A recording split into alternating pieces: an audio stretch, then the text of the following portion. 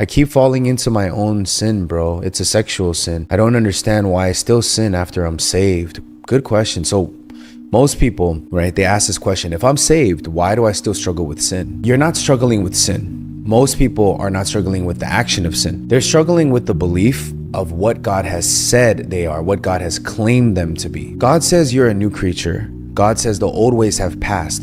You're struggling with believing that. I'll give you an example. If I sit here and I say, hey guys, you have $10,000 worth of debt, I will pay off your debt.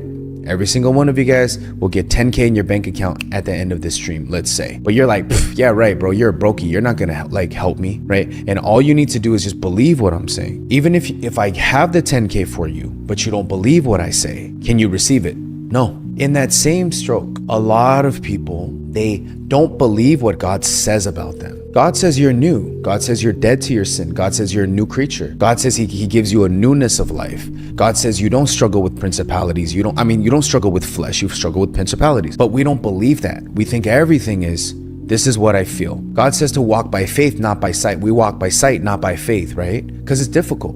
It's easy. We're trained every day in all of our lives to see this, right? So again, most people think that their problem is I keep sinning. So what do? They put in more effort.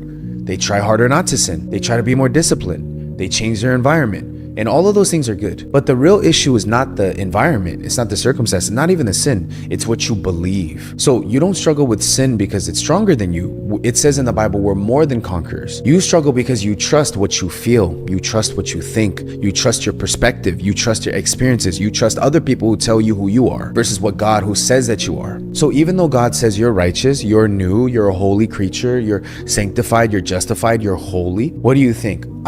I'm just a sinner. I gotta try harder. So you disregard what he says. And that's the disconnect. That's how Satan gets us. So I would say you're not a sinner trying to become holy. You're holy, struggling to believe that you are. You're holy because unless Jesus failed and left a couple sins unwashed, then how are you not a new creature? He says all the old ways have passed, 2 Corinthians 5:17. Behold, everything is made new, completely new. But the issue is we don't believe.